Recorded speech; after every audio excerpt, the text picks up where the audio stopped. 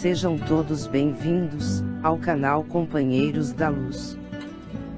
Campanha de divulgação do Consolador Prometido, por Jesus Cristo, dádiva divina da terceira revelação, materializado nas obras da codificação espírita, que semeia as diretrizes reveladoras de Deus, a forjar nossa evolução moral, trazidas ao mundo pelos emissários do Senhor, apontando-nos rumo à nova era. Leitura-estudo da primeira obra básica da codificação espírita, intitulada O Livro dos Espíritos, publicado em 1857, em Paris, França. Conteúdo de revelação, extrato de respostas psicografadas a diversos médiuns pela espiritualidade superior, quando inquirida por Allan Kardec. Iniciemos então a leitura do questionário de subtítulo: A alma após a morte, sua individualidade. Vida eterna. Perguntas de 149 a 153, da segunda parte, denominada Mundo Espírita ou dos Espíritos, capítulo 3, Retorno da vida corpórea à vida espiritual. Pergunta de Kardec, número 149. Que sucede à alma no instante da morte? Resposta dos Espíritos. Volta a ser espírito, isto é, volve ao mundo dos espíritos, donde se apartará momentaneamente. Pergunta de Kardec, número 150. A alma após a morte, conserva a sua individualidade? Resposta dos Espíritos. Sim, jamais a perde. Que seria ela, se não a conservasse? Contra a pergunta de Kardec, número 150-A. Como comprova a alma a sua individualidade, uma vez que não tem mais corpo material? Resposta dos Espíritos. Continua a ter um fluido que lhe é próprio, haurido na atmosfera do seu planeta, e que guarda a aparência de sua última encarnação. Seu perispírito. Contra a pergunta de Kardec, número 150-B. A alma nada leva consigo deste mundo? Resposta dos Espíritos.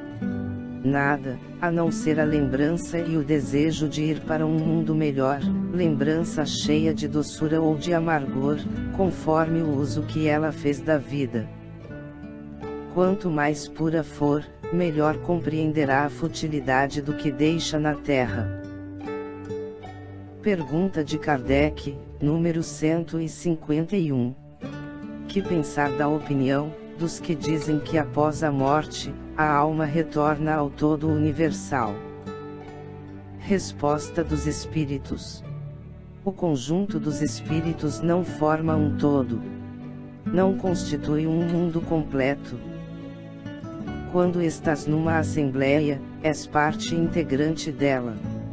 Mas, não obstante, conservas sempre a tua individualidade. Pergunta de Kardec, número 152.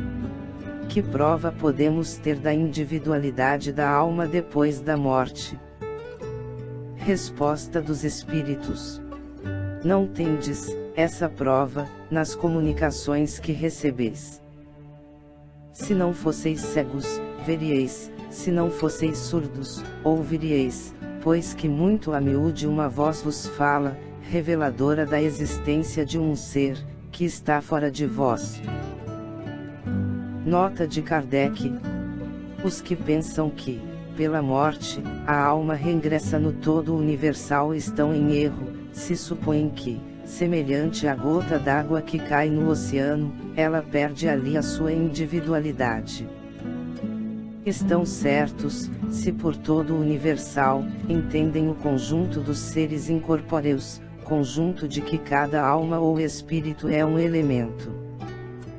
Se as almas se confundissem num amálgama, só teriam as qualidades do conjunto, nada as distinguiria umas das outras.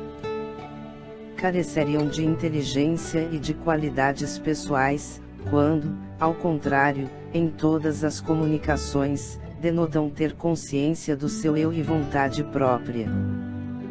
A diversidade infinita que apresentam, sob todos os aspectos, é a consequência mesma de constituírem individualidades diversas. Se, após a morte, só houvesse o que se chama o grande todo, a absorver todas as individualidades, esse todo seria uniforme, e então, as comunicações que se recebessem do mundo invisível seriam idênticas. Desde que, porém, lá se nos deparam seres bons e maus, sábios e ignorantes, felizes e infelizes. Que lá, os há, de todos os caracteres, alegres e tristes, levianos e ponderados, etc., patente se faz que eles são seres distintos. A individualidade ainda mais evidente se torna, quando esses seres provam a sua identidade, por indicações incontestáveis, particularidades individuais verificáveis, referentes às suas vidas terrestres. Também não pode ser posta em dúvida, quando se fazem visíveis nas aparições. A individualidade da alma, nos era ensinada em teoria, como artigo de fé. O Espiritismo a torna manifesta, e de certo modo, material. Pergunta de Kardec, número 153. Em que sentido se deve entender a vida eterna? Resposta dos Espíritos. A vida do Espírito é que é eterna. A do corpo é transitória e passageira. Quando o corpo morre, a alma retorna à vida eterna. Contra a pergunta de Kardec, número 153A. Não seria mais exato chamar vida eterna a dos espíritos puros, dos que, tendo atingido a perfeição, não estão sujeitos a sofrer mais prova alguma? Resposta dos Espíritos. Essa é antes a felicidade eterna. Mas isto constitui uma questão de palavras. Chamai as coisas como quiserdes, contanto que vos entendais. Chegamos ao final da leitura deste questionário. Não percam a leitura do próximo de subtítulo: Separação da alma e do corpo. Muito obrigado, boa reflexão, que Jesus abençoe a todos.